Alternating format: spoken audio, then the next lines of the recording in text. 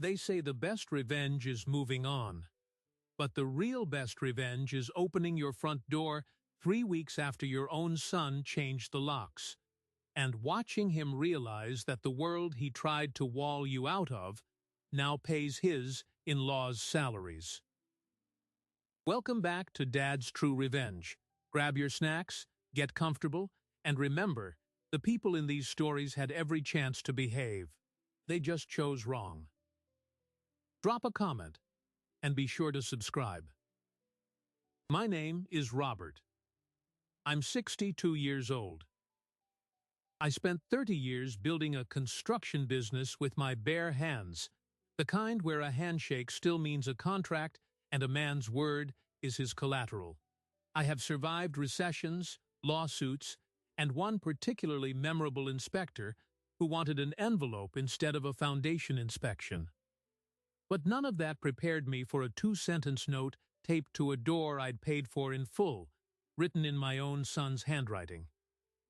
This is a story about what happens when you give your children everything, and they decide it's still not enough.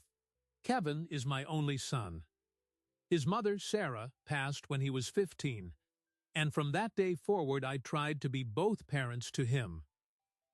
I taught him how to drive a stick shift in the church parking lot, how to look a man in the eye when shaking his hand, and how to read a profit and loss statement before he could legally buy a beer.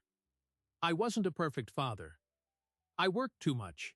The business demanded everything I had in those early years, and there were nights I came home after he was already asleep, smelling like concrete dust and coffee. But I loved him the only way I knew how, by building something he'd never have to struggle for. The construction company started in my garage with a borrowed table saw and a single contract to frame out a basement. By the time Kevin graduated high school, I had 42 employees and a reputation for foundations that didn't crack. I took him to job sites. I showed him what it meant to pour a footer straight, to run a crew with respect, to sign the front of a check instead of the back. He seemed interested for a while. Then college came, and a business degree, and somewhere between freshman orientation and graduation day, my son decided the smell of plywood was beneath him. He wanted something cleaner. Something with a downtown office and a title on his business card. I didn't fight it. Every father wants his son to have options he never had. So when Kevin met a woman named Melanie during his senior year and brought her home for Christmas, I didn't flinch when she referred to my company as blue-collar work and smiled at my calloused hands like they were a condition she was willing to overlook. Love makes young people say and do things they don't fully understand. I gave it time. They married the following spring. A small ceremony at a venue that cost more than my first house. Paid for with a check I was happy to write, because it made him happy. And after the honeymoon, when the lease on their cramped apartment was ending and Melanie mentioned she wanted a real home before they started a family, I offered them the property on Ridgeview Drive. Now, I need you to understand something about that house. It wasn't just a building. It was the first custom home I ever built for myself, on a 2-acre lot overlooking the river, with a workshop in the back where I planned to spend my retirement making furniture that nobody would ever buy because I'd refused to sell it. Every crown molding in that place was cut by my own hand. Every board felt like a page from a journal. I paid the mortgage off entirely within 5 years, and when I handed Kevin the keys, I told him, "This is a gift. No rent, no strings. Just build your life here." For the first few months, everything was fine. I'd stop by on Sundays with groceries, the way my own father used to do. Melanie would make lemonade and talk about her plans for the garden. Kevin would show me whatever project he was tinkering with in the garage. It felt like a family. And then, slowly, things shifted. The Sunday visits started getting canceled. Phone calls went unanswered. Melanie stopped making lemonade and started making comments. "Robert, you should really call before you come over." Then, It's important for young couples to have boundaries. You understand, right? And Kevin, my son, the boy I'd raised alone and taught to stand up for what's right, would stand there and nod along, his eyes fixed on the floor. I told myself it was part of marriage. I told myself they needed space to grow. I ignored the tightness in my chest and the voice in my head that said, "You're being erased." Then came the business trip. 3 weeks in Arizona, overseeing a new commercial development. A contract so large it would have made Sarah cry with pride if she'd been alive to see it. I worked sunup to sundown in the desert heat. And when the deal was signed and the last handshake was done, I flew home on a red-eye, exhausted but eager to see my son. I drove from the airport straight to Ridgeview Drive, pulling into the driveway just as the morning sun was hitting the river. The house was quiet. I walked up to the front door, fished my key from my pocket, and slid it into the lock. It didn't turn. I tried again. Then I tried the back door. Same thing. A cold feeling started in my stomach and spread upward like frost climbing a window pane. And that's when I saw the envelope taped to the screen door, with Robert written on the front in my son's handwriting. Inside was a single sheet of paper, not a letter, a statement. "Dad, we've decided it's time for this to officially be our home. We have changed the locks. Please respect our space going forward and do not come by unannounced. We will reach out when we're ready." Beneath the words, nothing, no apology, no gratitude. Just a signature that belonged to a stranger who shared my last name. I stood on that porch for what felt like an hour, holding a piece of paper that weighed more than any concrete block I'd ever lifted. Every instinct I had, the builder's instinct, the fighter's instinct, screamed at me to kick the door down and demand to be heard. But then I thought about something my wife told me a week before she died. "Robert," she said, pulling me close with what little strength she had left, "the hardest thing you'll ever do as a father isn't holding on. It's letting go." I got back in my truck. I drove to my empty house across town, the small one with the cracked driveway and the garden that needed watering. I sat in the dark and made a decision that surprised even me. I would not fight, not in the way they expected. No lawyers, no shouting matches, no guilt trips disguised as phone calls. If Kevin wanted to lock me out of the house I built, then I would simply build something so much larger that the house became irrelevant. He thought he was taking something from me. But what my son didn't realize, what he couldn't possibly know, was that he just handed me the sharpest tool I'd ever used. The first thing I did was nothing. And that nothing was the most deliberate, calculated thing I have ever done. For 3 days, I went to work. I met with my site supervisors. I reviewed lumber bids. I ate my lunch from a brown paper bag in the cab of my truck, same as always. Nobody knew what had happened. Not my office manager, Margaret, who's worked for me since the garage days and can tell when I'm off by the way I stir my coffee. Not my foreman, Pete, who's seen me through every crisis this company has ever faced. Nobody. Because here's the thing about being a man who builds things for a living: you understand that the first step of any project isn't swinging the hammer. It's planning where every nail will go before you ever touch a sheet of plywood. So I planned. I sat down at my kitchen table with a yellow legal pad and a calculator, and I did something I hadn't done in 20 years. I mapped out an expansion. Not a small one. Not a single new crew or a second office. I'm talking about tripling our footprint, moving into commercial development across 3 new states. Landing contracts with firms that had never heard of a one-man operation from a small town because they didn't need to. The kind of growth that requires capital, and I had plenty of that sitting in accounts marked for a retirement I no longer felt like taking. The kind of growth that requires hiring a lot of new people. And that, right there, was when the first piece of the plan snapped into place. I didn't need to fight Kevin. I didn't need to punish Melanie. I just needed to grow large enough that their world touched mine in ways they couldn't ignore. I'd let them change the locks on one house, while I quietly built a city around them.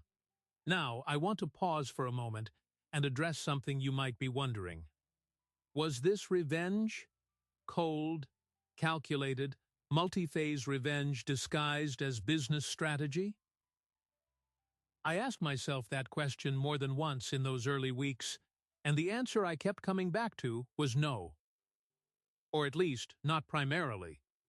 Revenge was a side effect. The real project was proving to myself that the man who built that house on Ridgeview Drive wasn't finished building yet. The real project was refusing to let my legacy end with a lock I couldn't open. The first phase of the expansion took 30 days.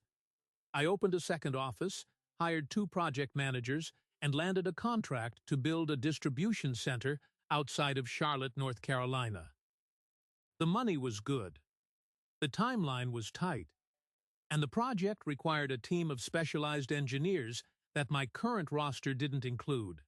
So I did what any builder does when he needs nails. I went looking. I posted listings. I called contacts. And somewhere in that process, a resume landed on my desk that stopped me cold. The name at the top was Gerald Simmons. The address was local. The work history was spotty. Mostly retail management, nothing in construction, but what grabbed my attention wasn't the qualifications. It was the emergency contact listed at the bottom. Melanie Simmons. My daughter-in-law's maiden name. Gerald was her father. I stared at that resume for a long time. I'd met Gerald once, briefly, at the wedding rehearsal. He had the handshake of a man who'd spent his life being underestimated and had stopped trying to prove otherwise. Melanie's mother, Patricia, I'd met even more briefly, just long enough to understand where Melanie got her opinions about blue-collar work. They weren't bad people, exactly. They were just the kind of people who viewed the world as a ladder and measured everyone by which rung they occupied. And now here was Gerald, applying for a project coordinator position at a construction firm, apparently unaware that the owner was the same man whose house his daughter had just claimed as her own.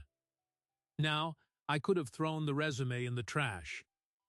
I could have ignored it, hired someone else, and continued building in the opposite direction.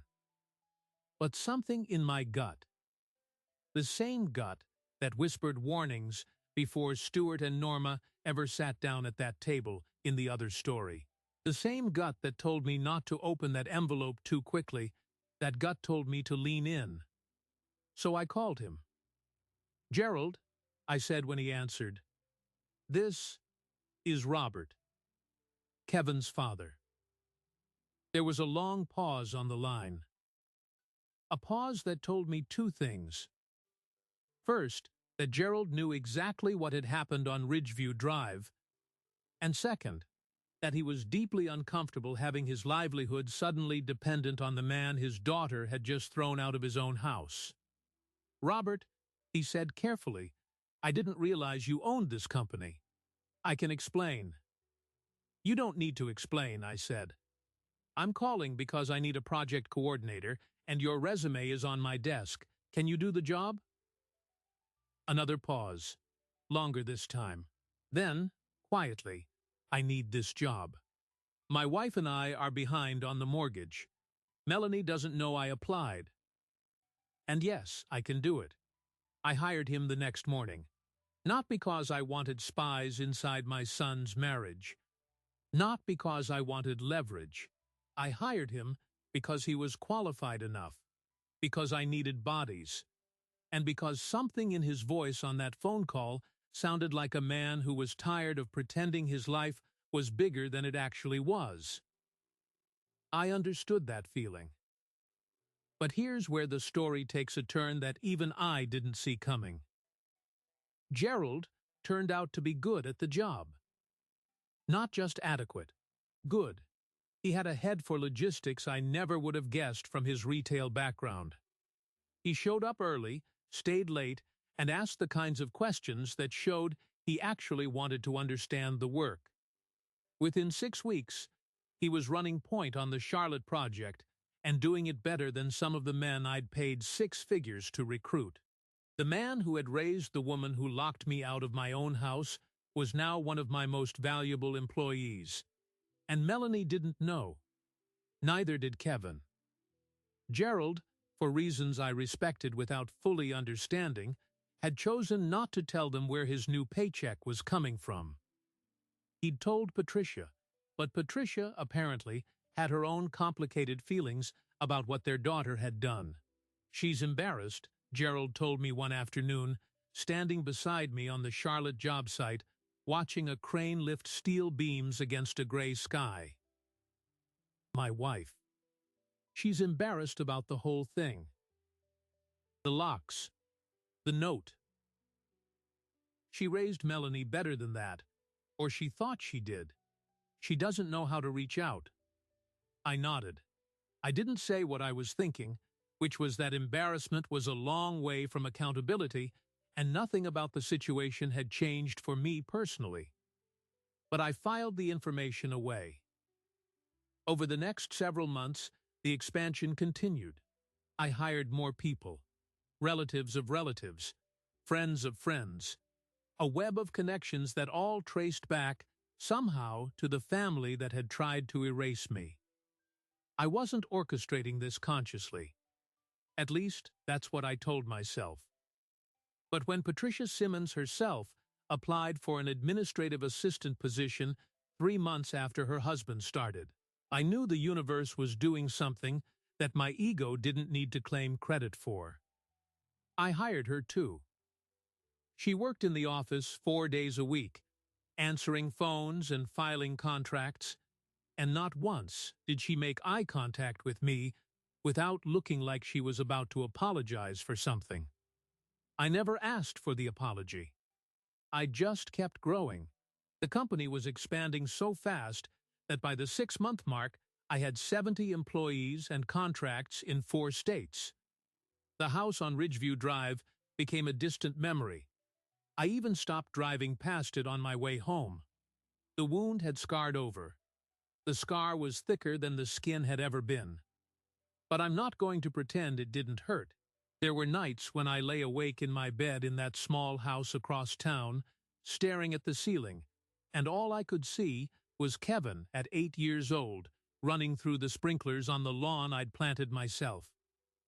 I remembered the first time he called me Dad, not because he learned it from Sarah, but because he'd heard another kid say it and tried it out on me with the experimental confidence of a toddler who had no idea what the word meant, only that it felt right. I questioned every decision I'd ever made as a father. Had I been too soft? Too generous?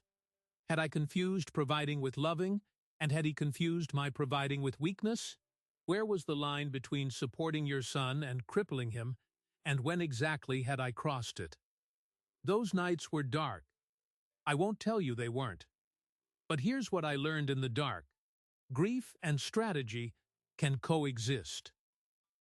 You can miss your son and still build a company that reshapes the landscape around him. You can weep for what you've lost and still plan for what you're going to gain. And the gain, when it started coming, came from a direction I never expected. Let me tell you about the moment everything shifted.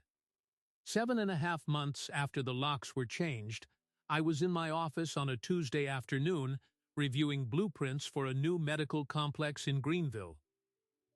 Margaret buzzed my intercom. "Robert, there's a call on line 2. It's Kevin." I looked at the phone. The little red light blinked steadily. My hand hovered over the receiver. This was the moment I'd been waiting for, right? The moment he cracked. The moment he called to apologize, to beg, to admit he'd made a mistake. But something in my chest told me this wasn't that call. This was something else. I picked up the phone. Kevin, he didn't say Dad. He just said, "You've been busy." His voice had an edge I couldn't quite place. Not anger. Exactly. Something closer to disbelief. "I just found out that my in-laws work for you. Both of them. For months." I leaned back in my chair. They needed jobs. I had jobs to fill. It's not complicated. Kevin let out a sound that was halfway between a laugh and a choke. "You hired my wife's parents to get back at me." I set my pen down on the desk very slowly. "Kevin," I said, "I didn't hire them to get back at you. I hired them because your company, the one you and Melanie built by locking me out of the house I gave you, hasn't created a single job. It hasn't paid a single mortgage. It hasn't fed a single family. My company has. Your in-laws were hungry, and I had bread. What did you have? Silence. The kind of silence that settles over a phone line when one person has just realized the other is speaking a language they never learned. I let it sit there. I didn't fill it with anything. Finally, Kevin spoke. His voice was quieter now, stripped of the edge. "I need to see you." I looked at my calendar. Wednesday at 3. My office. He agreed. The call ended.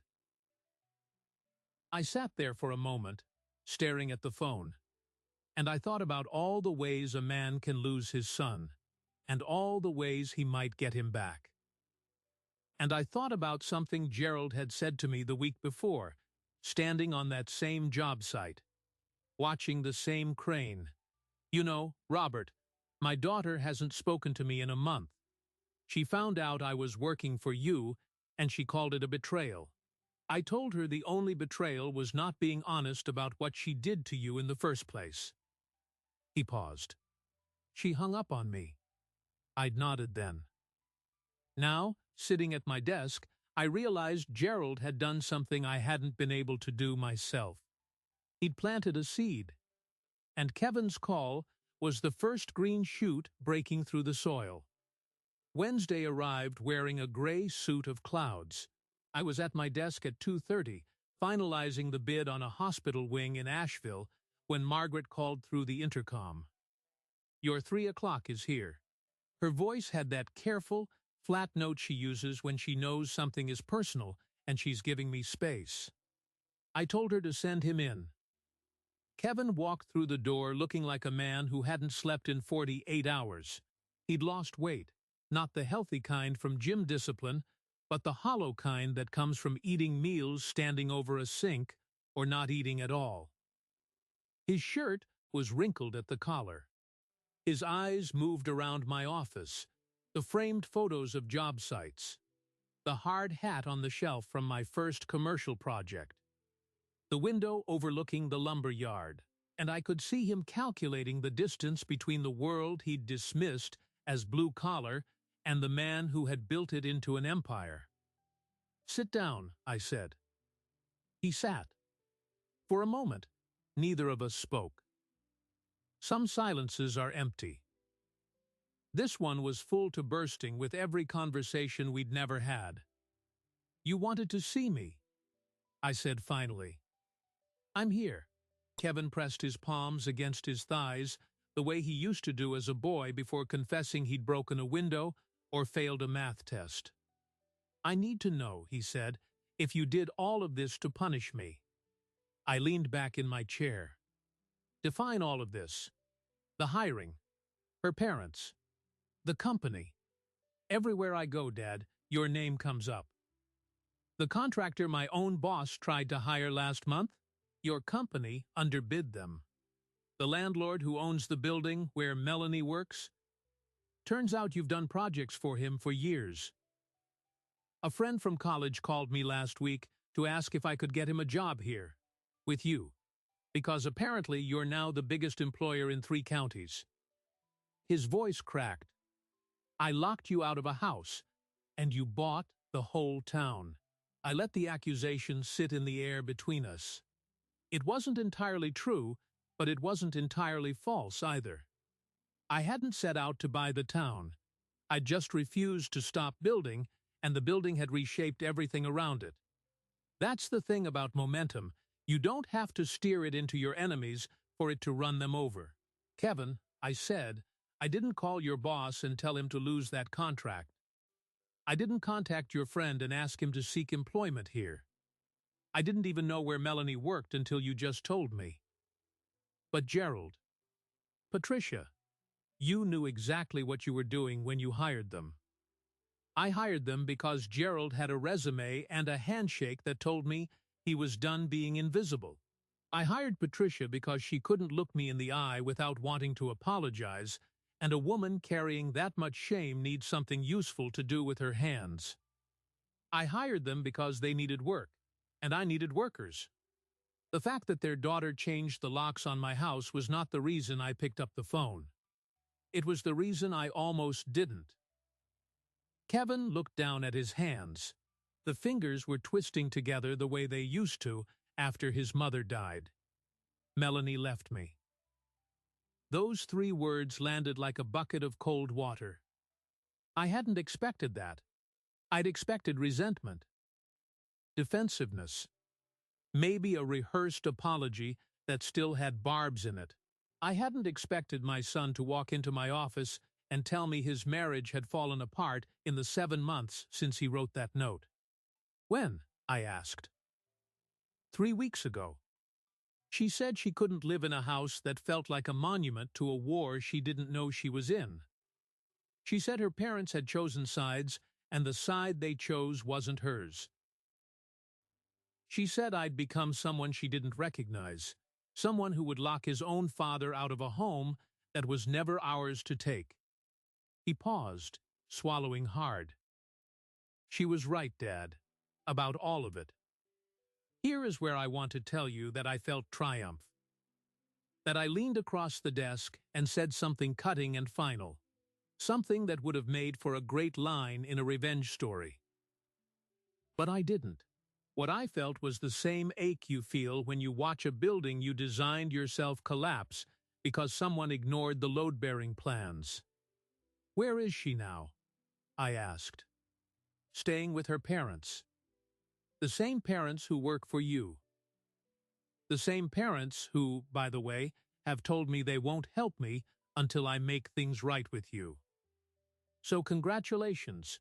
You win. Kevin's voice teetered on the edge of bitterness, but it didn't have the energy to fall all the way in.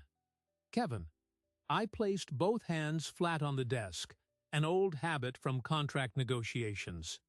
There is no winning here. There is no prize. I didn't hire Gerald to take your wife away. I hired him because he was a man with a mortgage and no job, and I had jobs and needed men. The fact that your marriage couldn't survive the truth of what you did, that's not a victory lap for me. That's a wound we're both going to carry. He looked up, and his eyes were wet in a way I hadn't seen since the funeral home. Then why do I feel like you've been 10 moves ahead of me since the day you walked off that porch? Why do I feel like you knew exactly what would happen, and you let it? Because I did know, I thought. But what I said was, because I've been alive twice as long as you. And I know how stories like this go. When you lock a door to keep someone out, you also lock yourself in with whoever you let stay. I didn't know Melanie would leave. I didn't know your in-laws would choose feeding themselves over covering for you. But I knew that eventually the world you built inside those locked doors would be smaller than the world I was building outside. I bet on time, not revenge. There was a long pause. A truck backed up outside. Beeping, the sound felt almost absurdly normal given what was happening in my office. There's something else you don't know, Kevin said. His voice had gone quiet. The kind of quiet that comes right before a confession you've been carrying so long it's worn a hole in your pocket. I'm listening. He took a breath. The house. The Ridgeview house. It wasn't just that we changed the locks. He swallowed. We took out a home equity line of credit against it. The air in the room changed. It became something solid I had to push against to breathe. You did what? My voice was calm, but it was the calm of a building right before the charges go off and the whole thing comes down in a planned demolition. When I got laid off from my job, 6 weeks after the locks, we didn't know what to do. Melanie didn't want me to ask you for help. She said it would prove you right, that we couldn't manage without you. So we went to the bank. The house was in my name, free and clear. They gave us a line of credit against it. We used it to float us until I could find something else. He looked at me with an expression that was equal parts shame and desperation. I was going to pay it back. I had a plan. But you didn't find something else. No, not before the payments started. Not before Melanie got scared and started spending more just to feel like things were normal. Not before I realized I'd turned a paid-off house into $67,000 of debt I couldn't pay. I stood up from my desk. I walked to the window and looked out at the lumber yard. The stacks of pine and oak were orderly, precise, everything in its place. I felt the opposite of orderly. I felt like someone had just told me that while I was busy expanding the kingdom, someone had been burning down the castle I'd left behind. You understand what you've done, I said, not turning around. That house was a gift, free and clear. You had a home no bank could take from you. And you used it as collateral to avoid asking for help. You'd rather risk foreclosure than apologize. I know. Kevin's voice was a hollow shell. Now, here is the moment where another kind of father might have exploded, might have shouted, threatened, thrown his son out of the office and told him to figure it out on his own. But I'm not that father. I've spent 30 years solving problems that other people couldn't solve. And the problem in this room wasn't a line of credit. The problem was a son who had been so terrified of admitting he was wrong that he'd lit the whole house on fire to avoid holding a single match. I turned around. Who else knows?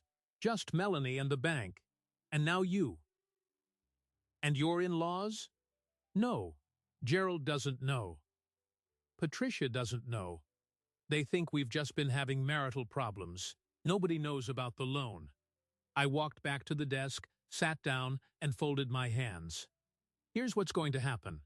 You're going to call the bank tomorrow and give them my contact information. I will pay off the line of credit in full.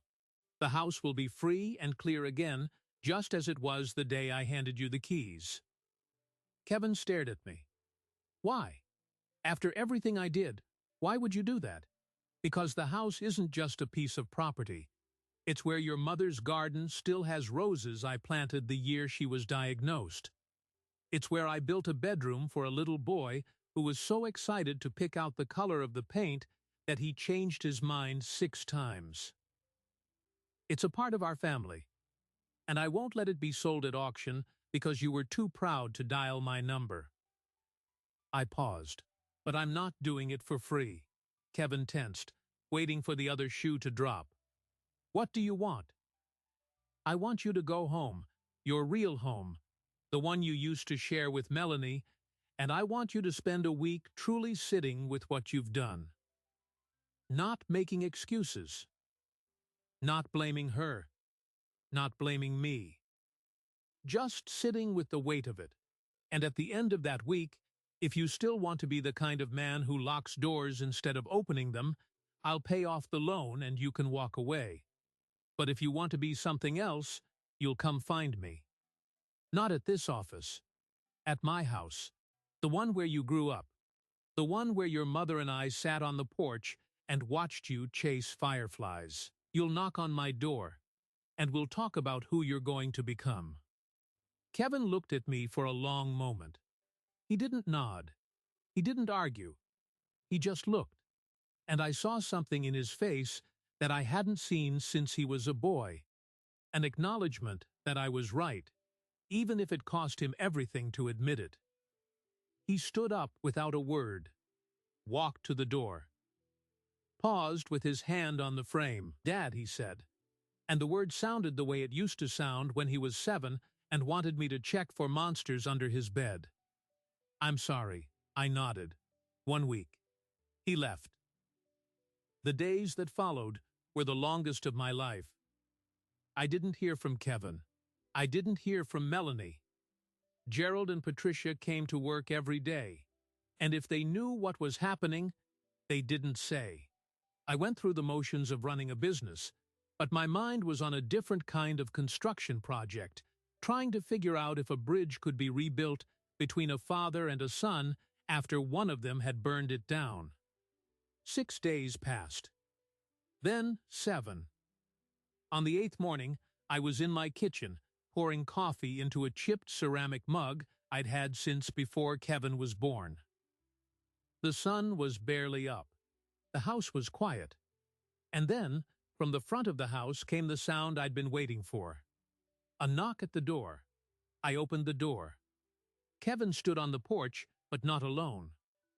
Behind him, Melanie was there, her hand resting on his arm, her eyes swollen but direct. And behind them, parked in the driveway beside my old truck, was Gerald's sedan with Patricia in the passenger seat. They had all come together, the in-laws who now depended on my payroll, the wife who had once called my work blue-collar, and my son, the same man who 3 weeks earlier had locked me out of the home I'd built for him. I didn't say anything. I just stepped aside and held the door open. They came in, one by one, filling my small living room with an awkward silence that felt like the moment before a foundation is poured, heavy with everything that hasn't yet settled. Gerald shook my hand first, the grip of a man who'd spent months on my job sites and was no longer pretending to be something he wasn't. Patricia hugged me without words, and I felt a tremor in her shoulders that said more than a letter ever could. Melanie sat beside Kevin on the worn couch, their hands finding each other with the practiced muscle memory of a couple that had nearly lost everything. I sat in my recliner, the same one I'd sat in when I taught Kevin to read blueprints as a teenager. The clock on the mantel ticked. Outside, a sparrow sang. And then Kevin spoke. "Dad, I need to tell you what I learned this week." His voice had none of the armor from the phone call. It was bare, stripped down to the studs. I thought changing the locks would make me the man of my own house, but all I did was lock myself inside my own fear.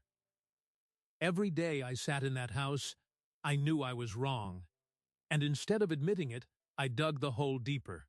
I took out that loan because asking for help felt like failing, and I'd rather lose the whole house than be seen as weak. That's not strength. That's cowardice wearing a necktie. Melanie squeezed his hand and looked at me. Her composure cracked. I was the one who pushed for boundaries. I told Kevin we needed space. But I didn't mean space. I meant control. I wanted to prove we didn't need you, Robert. Because deep down I was terrified that we did. And that note was the cruelest thing I've ever written. I'm so sorry. Not because of the business you built, not because my parents work for you, but because you didn't deserve any of it. You handed us a home, and I turned it into a weapon. I let the words fill the room. I didn't rush to fill the space. Then I looked at Gerald and Patricia. Gerald cleared his throat. We knew what they did. We should have said something the moment we heard. Instead, I took the job and kept my mouth shut because I was afraid you'd fire me if I spoke out of turn. That silence made me complicit. I'm sorry, Robert, for all of it. Patricia wiped her eyes. I raised Melanie to judge a book by its cover, and she judged you by your flannel and your truck.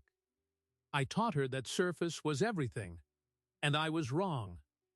You gave us livelihoods when our own daughter was taking yours away.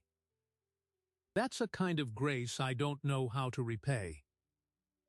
Now it was my turn. I leaned forward, elbows on my knees. the way my father used to do when he was about to say something he needed us to remember. Every foundation I've ever poured depends on one simple truth: the ground beneath it has to be solid. The house on Ridgeview Drive was solid. The people living in it were not.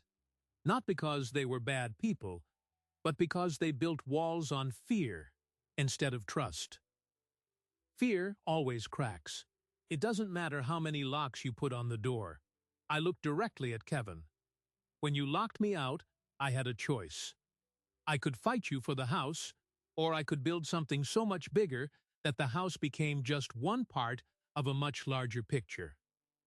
I chose the second, not to punish you, but to prove to myself that I wasn't just a man with one door, that I could still build a whole city if I had to.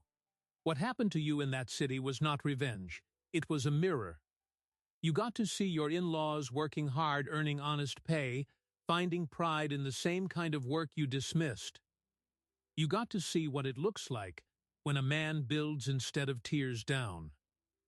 That mirror cracked your walls, and that crack is what let you walk through my door today. Kevin's jaw tightened, not in anger, but in the effort of holding back tears. You paid off the loan.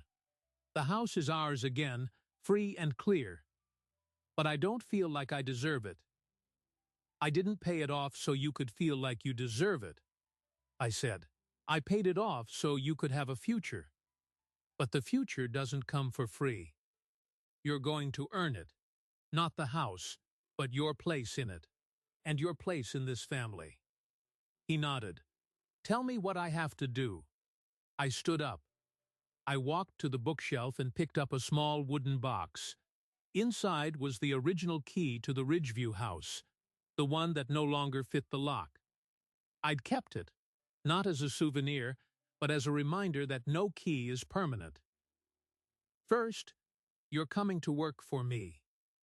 Not in an office, on a job site, as a laborer, starting with a shovel in your hands and mud on your boots. You'll spend a year doing the kind of work that puts calluses on your palms and perspective in your head. You'll learn what it means to stand in a trench and dig a footer straight, to carry supplies for men who have been doing this since you were in diapers. When you've done that, you'll understand what you tried to lock out, and you'll understand that a man who builds things doesn't need to lock doors to feel safe. Kevin didn't hesitate. I'll do it. Second, you and Melanie rebuild your marriage on truth. No more secrets. No more financial shortcuts. Every week, you sit down together and talk about what you're afraid of, what you're hoping for, and where you're hiding.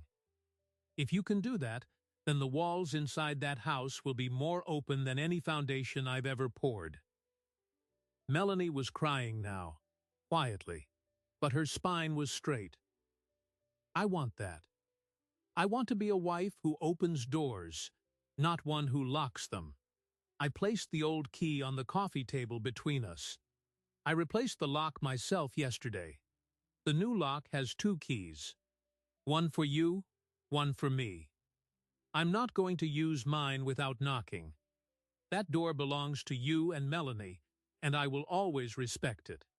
But I need you to know that my key is always there, not as a threat, but as a promise. No matter what happens, you can never lock me out again, because I'm not just the man who built the house.